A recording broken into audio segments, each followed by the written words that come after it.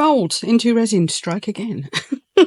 Pig. I want to try that. I think it's fish. This one is definitely a Fudge the Guinea Pig one. And this will be for a very special giveaway soon. And frog. And it's Froggy Friday. So today we're going to be making frogs. Thank you so much IntoResin for sending me all of these. Absolutely awesome little stash again. And you know how I usually demonstrate the new IntoResin moulds. Something very simple so that you can really appreciate what the mould looks like in its own right. And of course I will be doing things with the other moulds over the next few days as well, so you'll get to see them all. Froggy Friday, here we come. So I'm sure you are all familiar with IntoResin's handmade moulds. Look how soft, look, you can see how soft that silicone is. Having said that, it's sturdy enough to still stand up. Isn't that lovely? So these are all beautiful handmade moulds. They always send you care instructions with them. Because of course, these are proper posh. They're not none of your cheap plasticky silicone. They are the most lovely soft silicone. Beautifully made, and you're going to want to take care of them. Now, as you probably know, I'm an ambassador for IntoResin's moulds, so do grab yourself a 20% discount code that I have for you down in the video description below. Help yourselves. Let's get some colours together, so it's gloves time. So the resin I'm using is Apex High Gloss. There could be an argument for using a deep cast resin with these, because they are pretty chunky. But let's see if High Gloss can handle it. Now, this resin does degas all on its own really well. However, because these are so big chunky, and I do know they'll be like the undercut under the frog's chin, bubbles can get trapped under there, and I always stir too fast. So I'm going to drop it in my debubbling machine. I'm running the little Estoyo one at the moment and finding it exceptionally good and easy to use. So I will be doing that. But just because I can, I'm going to put the colour in first. You're probably not meant to do that. I don't know. I'm going to try it. Let's do a green one. This is a colour I'd already got called Loch Lomond. And it is a beautiful transparent pigment from Create and Bloom. So give that a good stir up because pigment does settle. Now, I don't think this has got any sparkle to it. I only want a little bit as well. I don't want to go too mad because I don't want to spoil the fact that I want you to be able to see the shape of the mould without the colour messing it up. I'm going to put a little bit more than that. Now, of course, because these are pigment pastes, they're quite intense, so you really don't need much. I think what I will do, though, is the tiniest bit of a sparkling. Just a tiny bit, just to give it a little bit of zing. Is that green enough? I think just a tiny bit more, actually. That's quite a big pot of resin. Question is, will that be enough? Because they're quite big, chunky moulds. We'll see. Anyway, I'm just going to go and find something else to put in there. Right, this is Super Sparkle White. It's my big pot of it. This is the 80 mesh one, so it's almost like more like glitter than mica, really. But I was just thinking if I just put a little bit... It's gone everywhere. Just a little bit. That will just add a little bit of sparkle and it won't sink. So only a little bit because I don't want to mess up us being able to just see the mould as it is. Do the same with the other one. I've got a new colour actually to put in the other one. Loch Lomond's I've had for a little while and used before. But I've got also Damselfly. That's new. Haven't tried it. Right, I'm going to pop this in the debubbler for a couple of minutes. And I'll be back with you shortly. Okay, we've got what should now be even more bubble free. As you can see, I've opened the pot of the new stuff as well, so we'll be trying that. Now what I'm going to do is tip it to one side to try to make sure we get no bubbles under that annoying chin that frogs. Anybody who's got the standard frog moulds will understand what I mean. I think we're okay there. But I'm going to keep it tipped to that side as I add more resin. There we go. Trying to continue to make sure I'm not trapping any bubbles anywhere. I think we're okay. Hopefully there shouldn't be any bubbles in the resin too. And how close are we? Oh, got a little bit left over. Find something to do with that. I've been playing with these. Been playing with my original IntoResin moulds, the crystal ones with some neons. Look, neon crystal flower. So let's pour the rest into that. I still have a little bit left over, so I'll find something to do with that. But as you can see, it's a nice. Can you see in here? Just a sparkle, little bit of sparkle.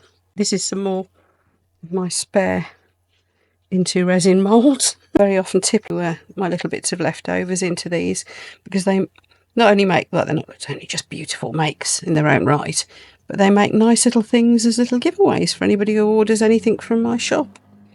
I do try to remember to pop a little something in. Sorry if you heard a motorbike then. Apparently Evel Knievel has moved into our estate. If you don't know who Evel Knievel is, well done, you're a lot younger than me. Right, push this to one side, and I've got some more resin. So, I've already mixed in a bit of the sparkle. Now, this is a new one. It's called Damselfly, again from Create and Bloom. And it looks like fantastic sort of turquoisey, greeny, not sure quite how to describe it. Let's see. Oh, that's nice. Oh, that is lovely. And with that little bit of sparkle as well. It doesn't, don't forget I've put that sparkle in. It's normally just a beautiful transparent colour. I've just put that bit of extra sparkle in with the Super Sparkle White. I am going to add just a tiny bit more colour again, I think. See how little I'm using. I'm just basically dipping my stick in and straight back out. And again, just going to, actually no, this one, I won't drop it in the debubbler. Let's just put it in and see what happens. Let's see if I can get my bubbles out from under his chin without the debubbler. Because like I said, this resin does debubble very well anyway. We rarely have bubble issues with Apex. So again, let's go up under his chin, give it a squish. I'm not really seeing any bubbles, to be honest.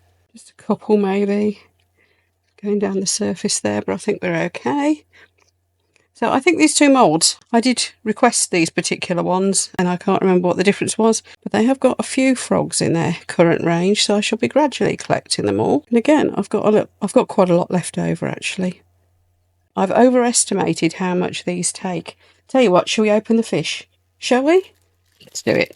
Big thank you again to IntoResin. Look at that. Of course I'd want one of those. It's a fish. So yes, massive thank you to IntoResin for supplying this video. I am so looking forward to showing you the rest of them.